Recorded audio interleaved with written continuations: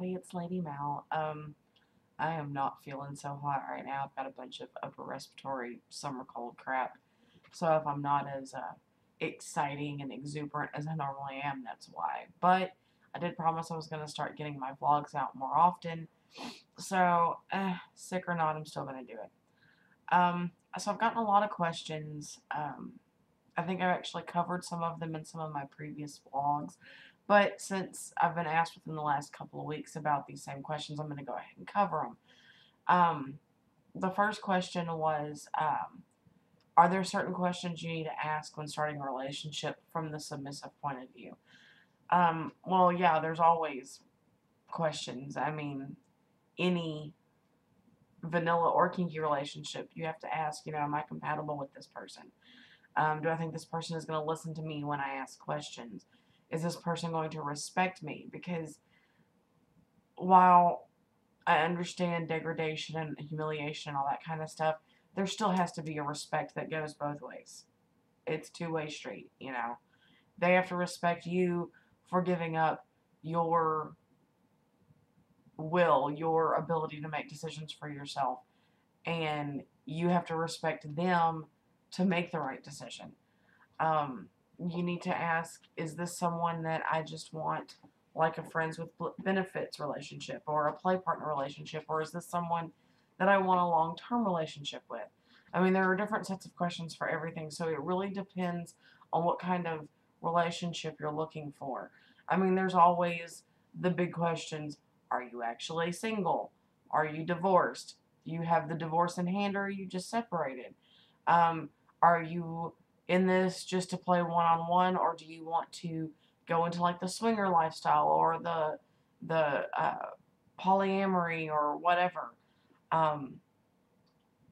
Is this someone that if you have kids, is this someone that you would want around your children? But again, that's just depends on what kind of relationship you're looking for. I know lots of people who have friends with benefits, and they're not only friends with benefits, they're also friends outside of everything,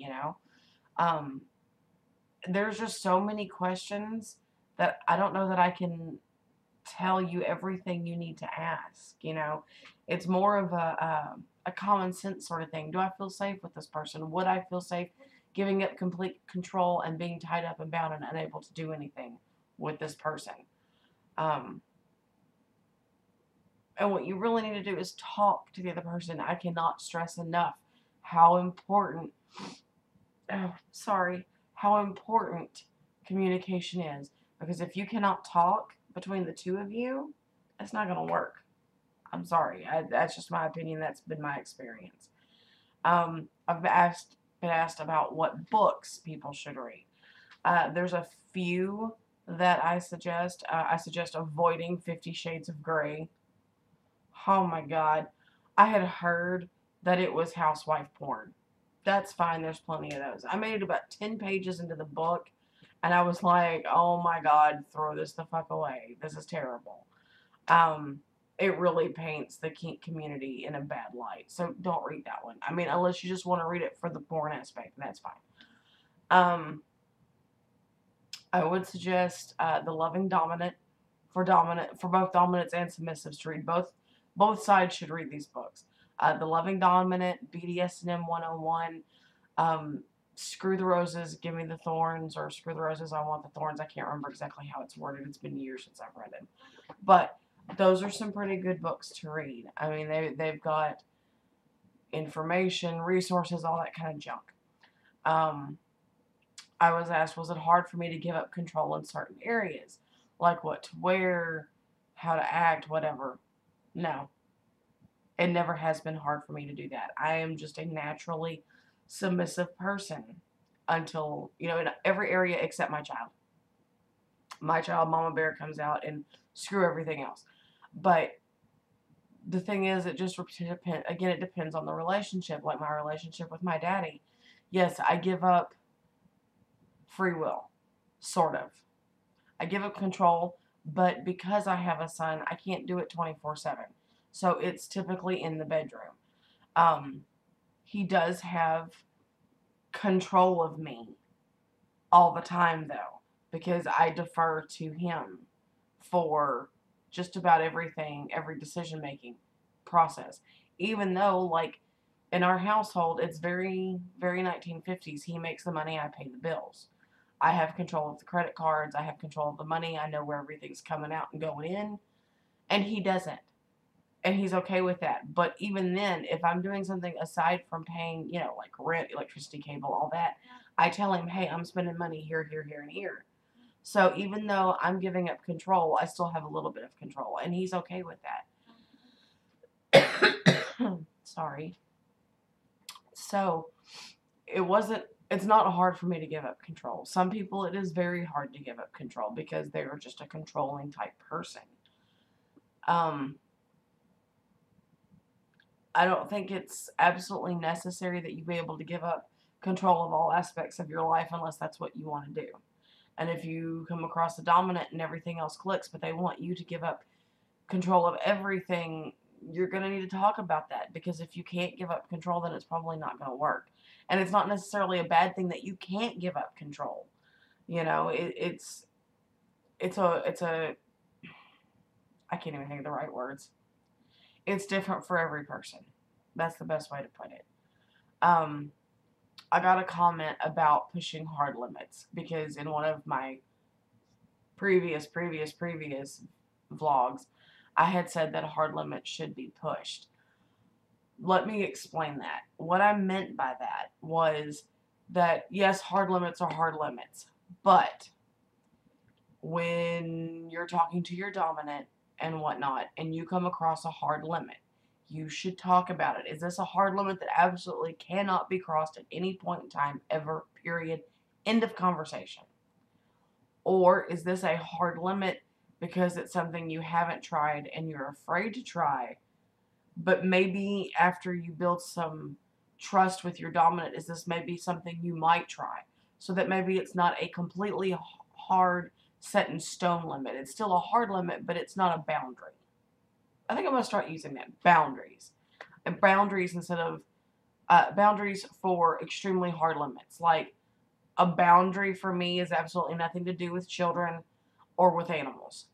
Period. End of conversation. Same thing with like scat and golden showers. But say like a hard limit for me would be blood play, because I've never done it. I trust my daddy 100% to do it, but it scares me because, come on, it's being cut wide open. That scares the crap out of me. And it may not scare the crap out of somebody else. In fact, it may turn them on to no end, and that's awesome. But just because you say this is something that's a hard limit, you need to evaluate it and see whether it's something that is a hard limit because, well, it's obviously a hard limit and you're never, ever, ever going to do it, end of story. Or is it something that maybe you and your dominant, if you're in a very trusting relationship or whatever, and you feel comfortable doing with them, maybe it's something you could pursue in time. And then I got asked, how did I know that this was the right path for me? I just did. I did. There's really no other explanation for it. I just knew this is where I belonged. If you watch one of my vlogs a couple of weeks ago, I talked about finding my way into the submissive lifestyle. And every woman in my family is a domineering pain in the ass. It's just how the women in my family are, but I'm different because I'm not domineering. I am very much stand back, y'all do what you gotta do, I'll be right here to help. Very much a brave, not a chief, So for me, slipping into being a submissive was just second nature. It's what I was supposed to do. And then I had someone, I can't remember if it was an email or a comment. It said, I thought being a submissive was more about being the person having things done to them in BDSM, i.e. being tied up, etc., and surrendering my will to him temporarily. Do I have to be all respectful and serve him, so to speak, or is what you do something a bit deeper than that? Okay, I come from old guard. I believe that if you are submitting to someone, you are supposed to be well-mannered, you are supposed to be respectful. Everything that you do reflects back on them. So you want to be polite and whatnot. So that's my point of view. Also with submissives, yeah, submissives are the one that are being tied up and beaten and whatever. But for me, and again, this is just for me, I'm not only a pain slut, but I'm also a service submissive. I like doing the cleaning and the cooking and taking care of people. I always have, always will. But there are different types of submissives. There are pain sluts. There are service submissives. I've been in a BDSM relationship where there was no sex at all. Period. There was nothing sexual going on. I was just the object of his attention. Be it pain, role play scenes, rope bondage, whatever. It's what we did. But there was no sex. And that was fine with me. BDSM does not equal sex. Then there have been relationships where that's all it was kinky sex. So no, you don't have to be all respectful and serve him, so to speak. But to me, that makes a well-rounded submissive. Because it means that, yeah, you're useful in the bedroom, you're useful on a cross or being strung up or whatever, but you can also be brought out in public and, you know, have manners and be polite and make sure he or she is taken care of and you're taken care of and you hold yourself well, because you should be proud to be a submissive. That's why both myself and my daddy believe that when, like, I'm kneeling or whatever, I never, ever tilt my head down. Because honestly, who wants to look at the top of your head?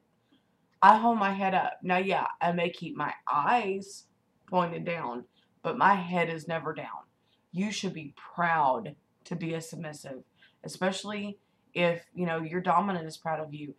You know, if they're proud of you, sit up, chicas, and you boys too, because I know there are male submissives out there. Be proud of what you are. Even if you're a humiliation slave, be freaking proud of it. That's awesome. I couldn't do that. I'd be in tears in 5 minutes. I can't handle that type of abuse. But, you know, if you can, freaking stand up for yourself. Be proud. Hold your head up. Keep your eyes averted, because I still believe that, you know, submissives are here, dominants are here for a reason.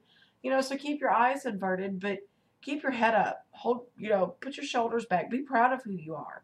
Don't be all slouched over and pitiful just because you're a submissive. Screw that. Sit up. You know, and I'm going to go on a rant of my own here for a second. You know, with all the politics and elections and all that crap going on, and I'm probably going to get lynched because I'm a Democrat and I live in frickin' Republicville, Texas.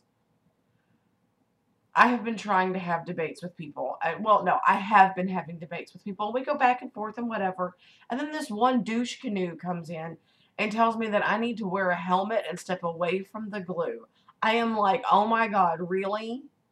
I'm the dumb one? That's like being in an argument and you going, F you, and walking away because you have nothing else to say. It just means you lost the argument. When you have to resort to personally insulting someone that you don't even know, you just lost.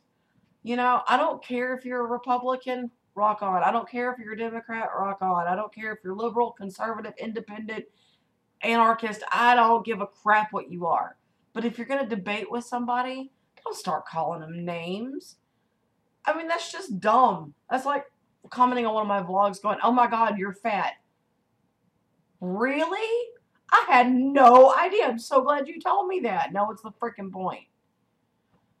Anyway, yeah, and I also got an email on FetLife from, I'm not going to name names.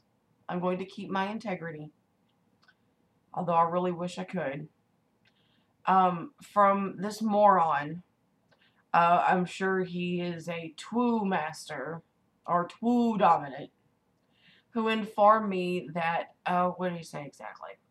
That fat cows like me should not have vlogs or put pictures of myself on the internet because no man would want us. And if a man does have sex with us, it's out of pity. And if any man actually marries us, which, by the way, this insults my daddy, that they're just what do you say, that they are just desperate and settling, and that they should divorce us and go get a skinny girl. Yeah, I can't make this shit up.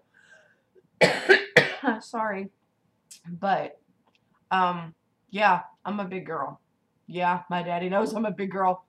Haven't really been hiding it. In fact, in the last 4 months, I've lost 10 pounds. So screw you, Tweedom.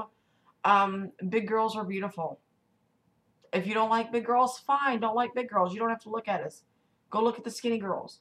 Oh, and skinny girls, don't come at me and tell me that I shouldn't be proud to be a big girl and tell me that all the big girls get all the attention, because we don't. Just as many guys like skinny girls as they do like big girls, as they like super big girls, as they like super skinny girls. It's one of those debates. People are going to like what they like. We shouldn't fight with each other.